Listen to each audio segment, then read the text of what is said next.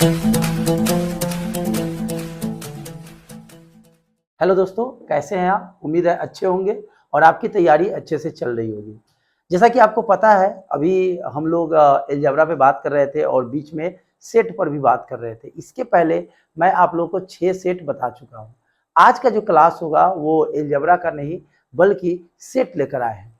Set इसलिए लेकर आए हैं क्योंकि आप लोग को भी बीच-बीच में हम आपको कहे हुए थे कि आपका ये जो चैनल है फ्यूचर ऑनलाइन क्लासेस सोनपुर, इस पे सप्ताह में 2 सेट चलेगा। इसके पहले आपका सेट इसलिए नहीं आ रहा था, पहले ही आपको सर भी बताए थे, मैंने भी बताया था कि कुछ पानी की वजह से बाढ़ आ गया था। बाढ़ आने से बिजली की समस्या हो गई थी, जिसके कारण आपका क्लास सुचारू रूप से नहीं चल रही थी। तो अभी अब ये आपको सेट ही चलेगा, फिर हम लोग बीजगणित में आएँगे, क्योंकि वो फाउंडेशन बैच है, लेकिन आपको तो तैयारी करना है, डीलेट, सीटेट ये सब का तैयारी करना है। तो चलिए आज स्टार्ट करते हैं सेट नंबर 7। इसके पहले आपको 6 सेट बता चुके हैं। जो बच्चे इस चैनल पे नए आए हैं, उनको पता नहीं है तो जाकर आप प्लेलिस्ट में देखिएगा, इस चैनल पे आपको ये 6 सेट मिल जाएगा। तो चलिए स्टार्ट करते हैं। पहला नंबर क्वेश्चन, जैसा कि आपको पता है कि सेट में हर टॉपिक का क्वेश्चन होता है। ऐसे तो मैंने सारा टॉपिक नहीं पढ़ाया है, लेकिन इतना आपके पास नॉलेज होगा कि आप बात को समझ सकते हैं, क्योंकि मैं जो भी क्वेश्चन बताऊंगा पूरा डिटेल में बताऊंगा कि अगर आपका बेस थोड़ा भी अच्छा होगा तो आपको अच्छी तरह से समझ में आएगा। जैसा कि आप लोग यहाँ पे देख सकते हैं, ये क्वाड्रेटिक इक्वेशन का क्वेश्चन है, कहने का मतलब द्विघात समीकरण का, जो आप 10 क्लास में पढ़े होंगे। क्वेश्चन में कह रहा है क्या कि एक्स स्क्वायर बराबर 4 है, तो इसका हल समुच्चय क्या होगा। ये समुच्चय देखकर घबराना नहीं है मेरे भाई। हल तो समझ रहे हैं कि वैल्यू निकालना, मान ज्ञात करना, हल ज्ञात करना, एक्स का मान ज्ञात करना, मतलब यहाँ एक्स का वैल्यू निकालना है। समुच्चय जहां भी लग जाए इसका मतलब ये होता है कि जो भी आंसर आए उसको मिडिल ब्रैकेट में लिखना होता है। किस ब्रैकेट में? मिडिल ब्रैकेट में, यानी ये वाला ब्रैकेट है, ये आपका मिडिल ब्रैकेट है, ये छोटी ब्रैकेट है, ये बड़ी ब्रैकेट है और ये लाइन ब्रैकेट है। इस ब्रैकेट पे आप ब्रैकेट के बारे में जानते होंगे, तो जो भी आंसर आएगा इस मिडिल ब्रैकेट में लिख देंगे, आपका आंसर आ जाएगा। आप देख सकते हैं, ऑप्शन में भी देख सकते हैं, जो भी आंसर दिया है आपका मिडिल ब्रैकेट में दिया हुआ है। आई बात समझ में? तो अगर हम कहें कि इसका वैल्यू निकालिए, तो ए स्क्वायर वाला क्या चढ़ जाएगा? रूट चढ़ जाएगा। जब रूट से वैल्यू निकलेगा, यहाँ पे क्या हो जाएगा? 2। क्योंकि ये स्क्वायर है और रूट से कोई भी वैल्यू निकलता है तो प्लस माइनस दोनों में होता है, यानी यहाँ पे एक्स का 2 वैल्यू हो गया, एक 2 हो गया और एक क्या हो गया? -2 हो गया। जो ऑप्शन नंबर कौन सा जाएगा? 1 नंबर जाएगा। उम्मीद है ये क्वेश्चन तो काफी इजी था, आपको समझ में आ गया होगा। अगले क्वेश्चन पे आते हैं। अगला क्वेश्चन है, सबसे छोटी अभाज्य और सबसे छोटी भाज्य संख्या का गुणनफल निकालें। आपको मालूम है मेरे भाई कि ये जो अभाज्य संख्या होता है वैसी संख्या को बोलते हैं जिसका फैक्टर क्या हो? खुद हो, और यानी कि जिसका 2 फैक्टर हो, खुद और एक। A number divisible by 1 and itself. वैसी संख्या जो एक और खुद से कटती है उसको अभाज्य संख्या कहते हैं। और अभाज्य संख्या स्टार्ट होता है किससे? 2 से। ये तो मैंने आपको पढ़ाया है, नंबर सिस्टम जब पढ़ा रहे थे वहां पे अभाज्य संख्या में बताए थे कि सबसे छोटी अभाज्य संख्या 2 होती है और पूरे अभाज्य संख्या में एक ही सम अभाज्य संख्या है, जो कौन है? 2 है। फिर कह रहा है सबसे छोटी भाज्य संख्या। भाज्य संख्या जिसका फैक्टर 2 से ज्यादा हो, गुणनखंड 2 से ज्यादा हो, तो सबसे छोटी जो भाज्य संख्या होती है वो 4 होती है। 4 क्यों होती है समझिए। एक जो है वो खुद सिर्फ 1 से कटेगा, इसका एक ही गुणनखंड 1 हुआ। 2 जो होते हैं वो 1 से कटेगा या 2 से, यानी इसका 2 गुणनखंड हुआ। जिसका 2 गुणनखंड होता है उसको अभाज्य संख्या कहते हैं। 3 भी अभाज्य संख्या है क्योंकि 1 और 3 से कटेगा। लेकिन 4 जो है 1 से भी कटेगा, 2 से भी कटेगा, 4 से भी कटेगा, यानी इसका कितना गुणनखंड है? 3। जब 2 से अधिक गुणनखंड होता है उसको भाज्य संख्या बोलते हैं। आई बात समझ में? तो यहाँ पे कह रहा है कि ये सबसे छोटी अभाज्य संख्या है। छोटी, सबसे छोटी अभाज्य संख्या। और सबसे छोटी अभाज्य संख्या क्या होती है? 4। अभाज्य संख्या 2 होती है, भाज्य संख्या 4। दोनों का गुणनफल पूछ रहा है, तो दोनों का गुणनफल कितने के बराबर होगा? 8 के बराबर, यानी ऑप्शन नंबर कौन सा जाएगा? 2 नंबर आपका ऑप्शन जाएगा। अगला क्वेश्चन देख लीजिए। आगे है एक द्विघात बहुपद जिसके मूलों का योग 0 है और एक मूल दिया है 3। अब यहाँ पे समझिए, द्विघात समीकरण का जो जनरल फॉर्म होता है, व्यापक रूप, वो ax स्क्वायर bx प्लस सी बराबर 0 होता है। आई बस समझ में, 10 क्लास का ये टॉपिक है, जिसका दो मूल होते हैं, एक अल्फा बोलते हैं और एक क्या बोलते हैं, बीटा। आप लोग पढ़े होंगे बचपन के दिनों में कि एक फार्मूला होता है मूलों का योगफल, याद आ रहा होगा, उम्मीद है। मूलों का योगफल को हम लोग अल्फा प्लस बीटा से डिनोट करते हैं। इसका जो फॉर्मूला होता है वो होता है माइनस बी बाई ए, और एक होता है मूलों का गुणनफल, मूलों का गुणनफल। इसको हम लोग जो सूचित करते हैं डिनोट, वो अल्फा इंटू बीटा होता है, जिसका फॉर्मूला क्या होता है, सी बाई ए। और फिर एक फॉर्मूला होता है द्विघात समीकरण।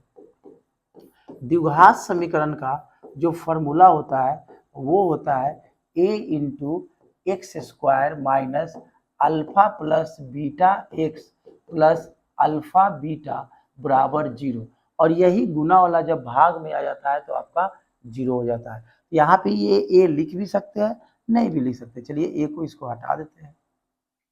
अब सुनिए, यहाँ पे हो गया समीकरण, द्विघात समीकरण बराबर x square minus alpha beta x plus alpha beta बराबर 0।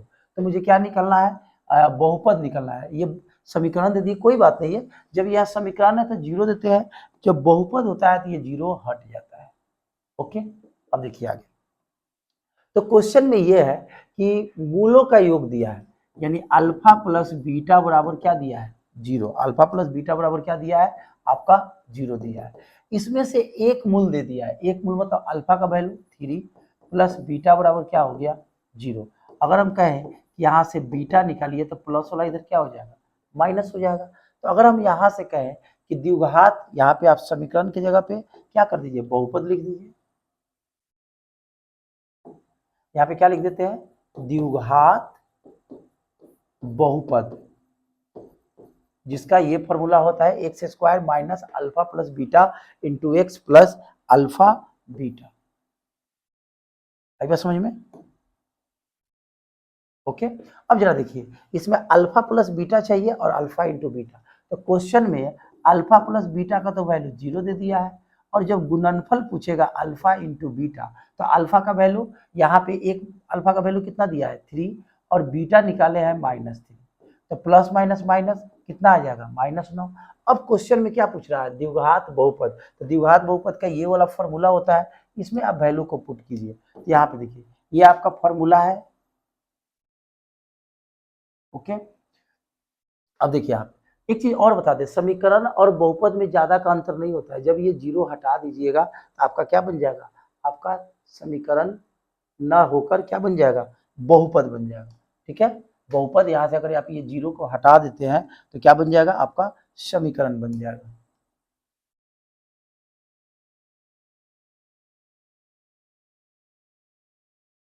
क्लियर? चलिए, ये आपका द्विघात बहुपद होता है। अब देखिए यहाँ पे, तो क्वेश्चन में यहाँ पे रख दीजिए x square minus alpha plus beta का वैल्यू क्या है, 0 इंटू एक्स, और अल्फा इंटू बीटा का वैल्यू क्या है, -9। यहाँ पे क्या हो जाएगा, एक्स स्क्वायर 0 में गुना करेंगे 0 होगा, -9। इसका ऑप्शन कौन सा जाएगा, एक्स स्क्वायर -9। ऑप्शन नंबर कितना जाएगा, 2 नंबर ऑप्शन जाएगा। अगला ये आपका जो दिया गया है, ये मेंसुरेशन का क्वेश्चन है। यहाँ पे क्या है आपका, पहले तो आप त्रिज्या मान लीजिए, माना कि त्रिज्या बराबर क्या मान लीजिए, आर। क्या मान लीजिए, आर, और ऊंचाई को क्या मान लीजिए, एच मान लीजिए। अगर हम कहें कि यहाँ से आयतन निकालिए, तो चूंकि जब भी रेडियस और हाइट का बात आ जाएगा, और चूंकि वायर है तो वायर तो हमेशा बेलनाकार होता है, गोल शेप का तो बेलनाकार होता है। इसका फॉर्मूला क्या हो जाएगा, पाई आर स्क्वायर एच। अब प्रश्न से कह रहा है कि त्रिज्या को कम किया जाए, कितना, तिहाई। देखिए 1/3 यानी r/3 हो जाएगा। और ऐसा अगर करते हैं तो लंबाई बन जाएगी, लंबाई कितना होगा ये निकलना है। तो लंबाई चेंज करेगा, तो लंबाई को क्या मान लेते हैं, h1। अब यहां से अगर हम कहें कि आयतन निकालिए, तो मेरे भाई आयतन का फॉर्मूला पाई आर स्क्वायर था, आर की जगह पर r/3 है, इसका स्क्वायर इंटू एच यानी h1। तो क्या हो जाएगा, पाई आर स्क्वायर h1/9। अब क्वेश्चन में ये कह रहा है कि अगर आप त्रिज्या को 1/3 कम कर दीजिएगा तो आयतन क्या होता है, समान होता है, यानी दोनों आयतन को आप समान कर दीजिए, यानी पाई आर स्क्वायर एच बराबर पाई आर स्क्वायर H1 बाई कितना 9। अब यहाँ से अगर आप खींचते हैं तो पाई आर स्क्वायर से पाई आर स्क्वायर कट जाएगा। अगर हम यहाँ से H1 का वैल्यू निकालने के लिए कहे, नया जो नया वाला ऊंचाई निकलना है यानी लंबाई निकलना है, ये लंबाई है, ये डिवाइड वाला मल्टीप्लाई हो जाएगा, यानी उस ऊंचाई का कै गुना हो जाएगा, आपका 9 गुना आंसर हो जाएगा। आई बात समझ में, सिर्फ आयतन को बराबर करना होगा, बस ये कंसेप्ट याद रखिएगा कि मेंसुरेशन टॉपिक में कोई भी शेप से कोई दूसरा शेप बनाएगा तो वहाँ आयतन ही लीजिएगा। अगला क्वेश्चन है ये। अब देखिए यहाँ पे क्वेश्चन में है कि दिए गए आंकड़े में जो भी नंबर यहाँ पे आंकड़ा दिया है इसका बहुलक 6 है। बहुलक क्या होता है, जिसकी बराबरता सबसे अधिक होती है उसे बहुलक कहते हैं। अब बराबरता करने का मतलब जो अपनी संख्या बार बार दोहराता है। यहाँ पे आप देख सकते हैं बहुलक 6 दिया है, इसका मतलब 6 जो है सबसे ज्यादा बार आया होगा। जैसे यहाँ देखिए 9 एक बार आया है, 8 एक बार आया है, 3 एक बार आया है, 8 दो बार आया है, 4 एक बार आया है, लेकिन 6 की बराबरता शुरू में 3 को देख लिया और कह रहा है कि इस x की जगह पर क्या होगा, तो इसके जगह पर भी 6 होगा। ऐसे भी देखिए कि 6 की बराबरता सबसे अधिक है, जो अपनी संख्या सबसे अधिक दोहराता है वही बहुलक होता है, और जो बार बार दोहराता है उसको हम लोग बराबरता कहते हैं, फ्रीक्वेंसी कहते हैं। तो यहाँ बहुलक बराबर 6 है, इसका मतलब है कि 6 की संख्या सबसे ज्यादा होगा, तो इस x की जगह पर हम लोग क्या लिख देंगे 6, जो ऑप्शन नंबर कौन सा जाएगा, 4 नंबर जाएगा। अगला क्वेश्चन पे आते हैं। अगला क्वेश्चन है कि 2x square minus 5x plus 3 बराबर 0 के मूलों का योगफल और गुणनफल क्या होगा। मूलों का योगफल और क्या निकलना है, आपको गुणनफल निकलना है। तो सबसे पहले अभी अब थोड़ा देर पहले बताया है कि मूलों का योगफल का फॉर्मूला माइनस बी बाई ए होता है और गुणनफल का फॉर्मूला क्या होता है, सी बाई ए होता है। अब बताइए यहाँ ए का वैल्यू क्या है 2 होगा, एक्स स्क्वायर के बगल वाला ए कहलाता है, बी बराबर -5 होगा और सी बराबर क्या होगा 3। अगर हम मूलों का योगफल निकालें तो इसका फॉर्मूला होता है माइनस बी बाई ए, यहाँ माइनस बी के जगह पर -5 और ए के जगह पर 2, कितना हो जाएगा 5/2। और अगर यहाँ से गुणनफल निकालिएगा तो हो जाएगा सी बाई ए यानी 3/2। तो क्वेश्चन में कह रहा है दोनों का अनुपात निकाले, यानी दोनों का रेशियो निकलना है, यानी अल्फा प्लस बीटा और अल्फा बीटा का रेशियो निकलना है। तो अल्फा प्लस बीटा का वैल्यू क्या है 5/2 और इसका वैल्यू क्या है 3/2। ये 2 से 2 क्या हो जाएगा कैंसिल, तो कितना आएगा 5:3, जो ऑप्शन नंबर कौन सा जाएगा 2 नंबर आपका ऑप्शन जाएगा। आई बात समझ में। अगला क्वेश्चन है ये। अब ये क्वेश्चन ट्रिगो का है जो प्रूवमेंट वाला क्वेश्चन है। अब देखिए इसको कैसे बनाइएगा, ध्यान से आप समझिएगा। जैसे इसको 2-3 तरीका है, एक सबसे सिंपल तरीका एलसीएम लेकर बना लेते हैं। देखिए तो इसका एलसीएम कितना होगा मेरे भाई, इसका एलसीएम होगा सेक थीटा -1 और इसका क्या होगा सेक थीटा +1। अब इससे ये कटेगा, ये इसमें इंटू हो जाएगा, तो क्या होगा tan theta into sec theta +1 और फिर इसमें क्या होगा, इससे ये कटेगा और ये इसमें इंटू होगा। अब आगे क्या करेंगे इंटू कीजिए, तो क्या होगा tan theta into sec theta, इसमें इंटू हुआ, फिर इसमें इंटू कीजिएगा तो tan थीटा, इसमें इंटू कीजिएगा तो क्या उतरेगा tan theta into sec theta और माइनस से इंटू करेंगे तो माइनस tan थीटा। और नीचे क्या है a minus b a plus b, a minus b और a प्लस बी, फॉर्मूला क्या होता है a square minus b square. तो सेक का स्क्वायर कीजिएगा सेक स्क्वायर थीटा और 1 का स्क्वायर कीजिएगा तो 1 ही होगा। अब एक फार्मूला होता है सेक स्क्वायर थीटा -1, जब हम आपको ट्रिगो पढ़ाए थे तो ये फार्मूला बताए थे, इसका फार्मूला होता है tan स्क्वायर थीटा। आई बात समझ में। अब यहाँ पे देखिए इससे ये दोनों कट जाएगा, tan सेक कितना tan सेक हो जाएगा 2 tan थीटा इंटू कौन चीज सेक थीटा, और नीचे क्या है आपका इसका फॉर्मूला क्या हो जाएगा tan स्क्वायर थीटा। अब यहाँ देखिए यहाँ से एक tan से यहाँ एक tan कट जाएगा, क्या बच गया 2 सेक, तो सेक को हम 1/cos कर सकते हैं और इस tan को क्या लिख सकते हैं sin/cos। अब यहाँ से cos cos कट जाएगा, क्या बच गया 2/sin और ये साइन को ऊपर ले जाएंगे तो कौशिक होगा कि नहीं होगा, इसका कौन सा रिजल्ट हो जाएगा ऑप्शन नंबर 3 नंबर आपका ऑप्शन होगा। आपको पता है कि 1 जो साइन होता है वो किसके बराबर होता है मेरे भाई कौशिक थीटा के बराबर होता है। आई बात समझ में। चलिए अगले क्वेश्चन पे आते हैं। अगला क्वेश्चन है किसी वितरण का माद दिया है, माद को हम लोग ए से डिनोट करते हैं जो 28 के बराबर दिया है, तथा बहुलक दिया है, बहुलक को इंग्लिश में मोड बोलते हैं तो एमओ लिखते हैं, इसका वैल्यू क्या दिया है 16। तो क्वेश्चन में ये कह रहा है कि आपको एम का वैल्यू निकलना है। तो एक इंपेरिकल फार्मूला इसका नाम है। इंपेरिकल फार्मूला क्या होता है समझिए, जो आपका मीडियन होता है, इंपेरिकल फार्मूला जो आप लोग 10 क्लास में पढ़े होंगे, मीडियन नहीं सॉरी मोड, मोड जो फार्मूला होता है वो फार्मूला जो होता है वो फार्मूला 3m माइनस 2a होता है। इसका मतलब समझिए, मोड मतलब क्या होता है बहुलक, m का मतलब मीडियन, और a से होता है अर्थमेटिक मीन, यानी वो माध्य हो गया। यहाँ पे आप ये फार्मूला होता है मेरे भाई, कहीं नोट कर लीजिएगा, इसको इंपेरिकल फार्मूला बोलते हैं, इंपेरिकल फार्मूला। आई बात समझ में। अब यहाँ पे वैल्यू पुट कीजिए, मोड दिया हुआ है कितना 16, 3 मीडियन तो मुझे चाहिए, और माद दे दिया है कितना 28। अब इधर क्या बचा 16, 3m से होता है मीडियन, माध्य सॉरी माध्यिका यानी माध्यक, देखिए यहाँ पे लिख देते हैं, मीडियन का मतलब माध्यिका होता है, फिर मोड का मतलब बहुलक होता है, क्या होता है बहुलक, और मीन का मतलब माध्य होता है। ओके, अब देखिए ये 28 दूना 56 हो जाएगा, ये माइनस वाला इधर क्या हो जाएगा प्लस में, इधर क्या बचेगा 3m, 56 और 16 कितना हो जाएगा 6 6 12 2 1 72 हो जाएगा, क्या हो जाएगा 72, और ये गुना वाला इधर भाग में हो जाएगा, इधर क्या बचेगा m, जो m का वैल्यू पूछ रहा है माध्यक का, इसको 3 से काटिए, क्या मरतबे कटेगा 24 मरतबे, यहाँ से m का वैल्यू कितना आ जाएगा 24, जो ऑप्शन नंबर कौन सा है 4 नंबर ऑप्शन है। उम्मीद है कि ये सब क्वेश्चन आपको इजी लग रहा होगा। अगला क्वेश्चन, अब ये रेशियो में क्वेश्चन, ये तो बहुत इजी क्वेश्चन है, रेशियो में है क्वेश्चन दिया है, तो रेशियो नंबर क्या मान लेंगे x, क्या मान लेंगे, माना कि अनुपातिक संख्या, पूरा डिटेल में मेरे भाई बता रहे हैं, अनुपातिक अनुपातिक संख्या क्या मान लेंगे x, कितने एंगल का रेशियो दिया है 3 एंगल का रेशियो दिया है, तो फर्स्ट एंगल को a मान लेते हैं जो 2x के बराबर है, b जो है किसके बराबर है 3x के बराबर, और c किसके बराबर है 4x के बराबर। अब ये चूंकि त्रिभुज का कोण है, तो त्रिभुज के तीनों कोणों का योगफल आप लोग बचपन से पढ़ते आ रहे होंगे, कितना डिग्री होता है 180 डिग्री। अब इस a के जगह पर क्या लिख देंगे 2x, b की जगह पर क्या लिख देंगे 3x, और c की जगह पर क्या लिख देंगे 4x। इसको जोड़ेंगे तो 4 3 7 2 9x, इधर कितना हो जाएगा 180।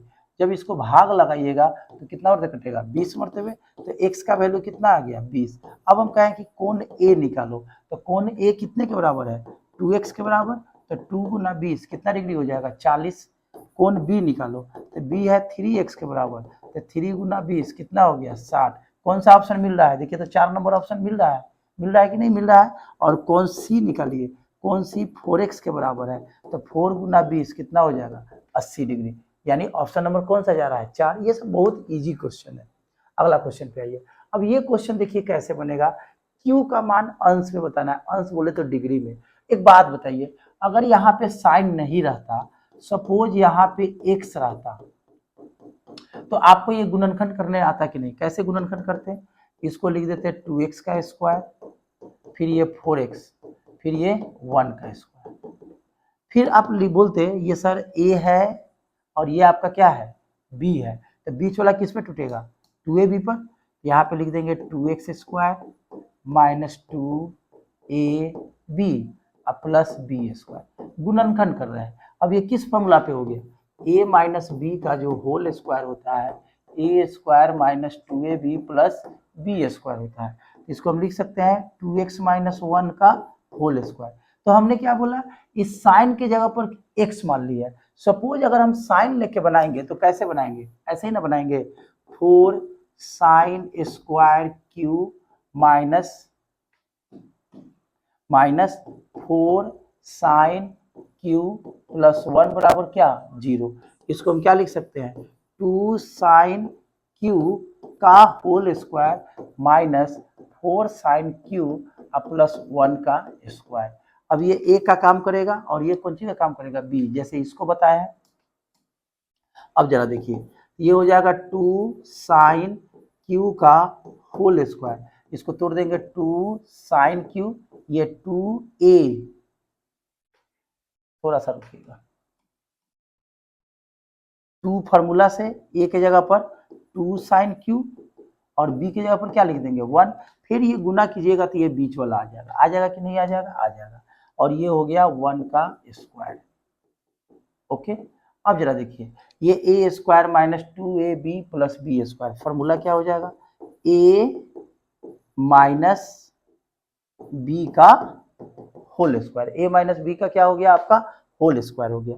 अब ये स्क्वायर वाला उधर जाएगा तो रूट चढ़ेगा, तो जीरो का रूट तो जीरो होता है, तो 2 साइन क्यू माइनस 1 बराबर क्या हो गया जीरो, ये माइनस वाला इधर क्या हो जाएगा प्लस, और ये गुना वाला इधर क्या हो जाएगा भाग।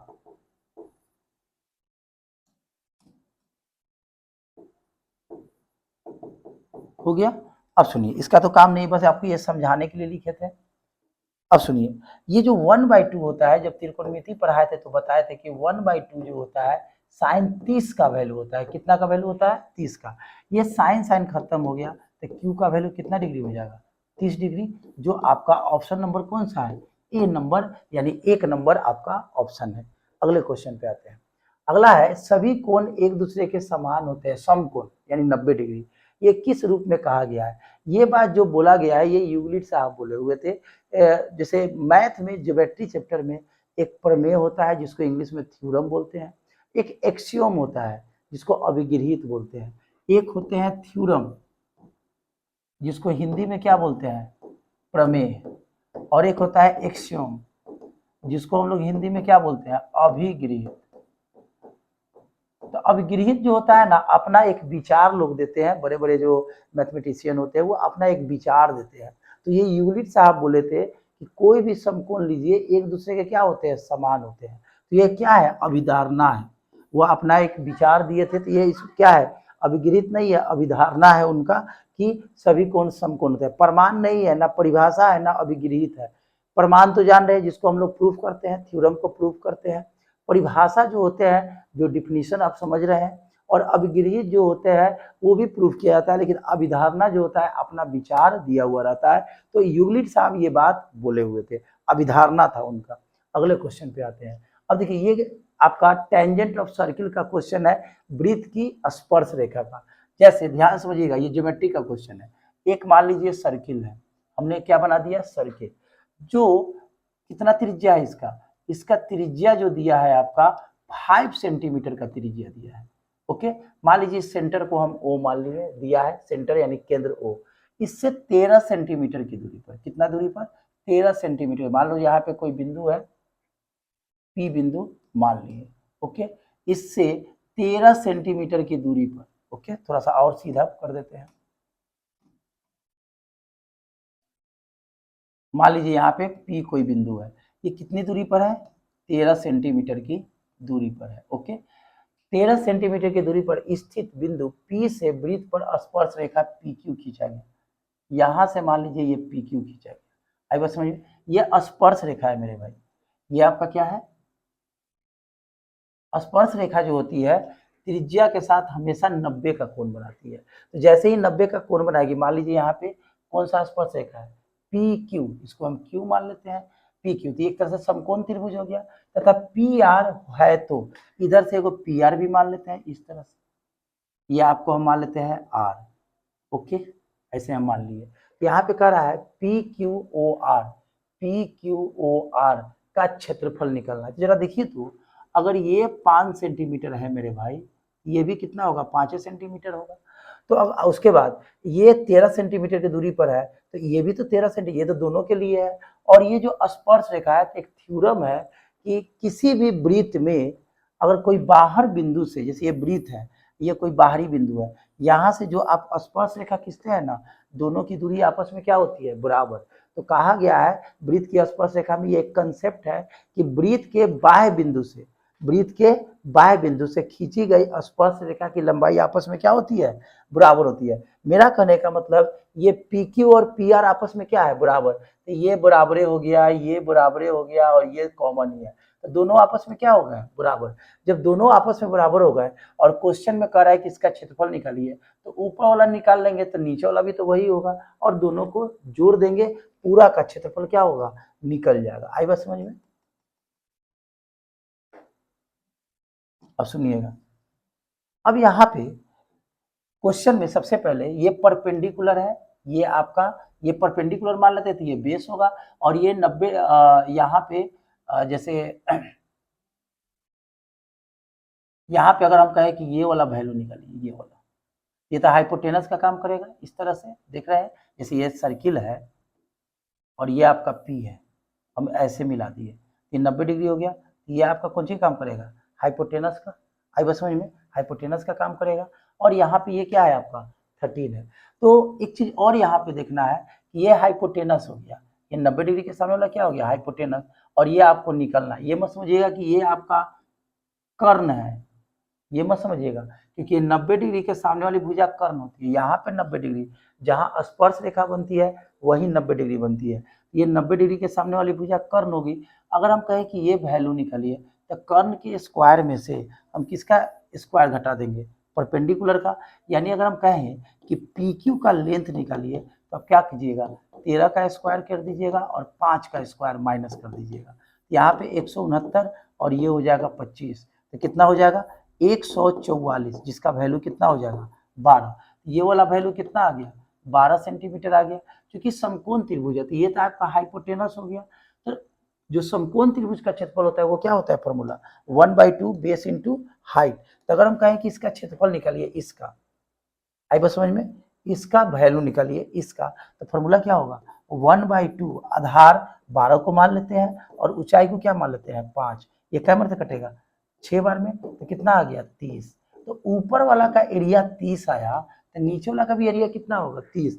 30 जोड़ेंगे तो कितना हो जाएगा 60 होगा। उम्मीद है कि ये बात आपको समझ में आया होगा। इसमें ये बात ध्यान में रखना है कि बाह्य बिंदु से खींची गई स्पर्श रेखा की लंबाई आपस में बराबर होती है, और जो स्पर्श रेखा होता है वो स्पर्श रेखा आपको हमेशा त्रिज्या के साथ क्या होता है 90 का कोण बनाता है। अगर ये फिगर समझ में नहीं आ रहा है, आपको लग रहा होगा कि ये जैसे हम ये वाला फिगर जो आप देख रहे हैं, ये तो सर लग रहा है कर्ण के बराबर, तो आपको एक और फिगर बनाकर बता देते हैं, फिगर को ध्यान से समझिएगा। जैसे मान लीजिए ये आपका सर्किल हो गया, ठीक है, यहां से ऐसे स्पर्श रेखा खींच दिए ऐसे, और यहां से ऐसे स्पर्श रेखा खींच दी। ये मान लीजिए पी बिंदु है, यहाँ पे सेंटर हो गया, ऐसे मिला दिए। ये त्रिज्या कितना दिया है आपका 5 सेंटीमीटर, और ये भी त्रिज्या कितना हो जाएगा 5। एक सर्किल का त्रिज्या आपस में क्या होती है, बराबर होती है। ये आपका कितना हो गया 90। अब इसको मिला दीजिए। अब तो ये 90 डिग्री के सामने वाली भुजा कर्ण हो गया, ये 90 डिग्री के सामने वाली भुजा कर्ण, ये वैल्यू कितना दिया है 13 सेंटीमीटर, और ये अभी जस्ट निकाले हैं 12 सेंटीमीटर। आई बात समझ में? चलिए अगले क्वेश्चन पे आते हैं। कोई व्यक्ति 10 रुपए प्रति शेयर की दर से कुछ शेयर खरीदता है, जिस वर्ष के अंत में 8% लाभ मिलता है। कोई आदमी बिजनेस जो करता है वो शेयर खरीदता है, तो जो आदमी शेयर खरीदता है ना 10 रुपया इसके भाव से, वो 10 रुपया में उसका 8% का लाभ मिलता है। यानी 10 का कितना परसेंट लाभ हो रहा है उसको 8%। तो 10 का ये उसको लाभांश है, बोनस जिसको बोलते हैं इंग्लिश में। लाभांश 10 रुपए में 8% मिलता है, तो 10 गुना 8/100। अब यहाँ देखिए, ये 10 से कटेगा 10 बार में, तो कितना आ गया 8/10। तो वो एक शेयर पे 8/10 रुपया लाभ कमाता है।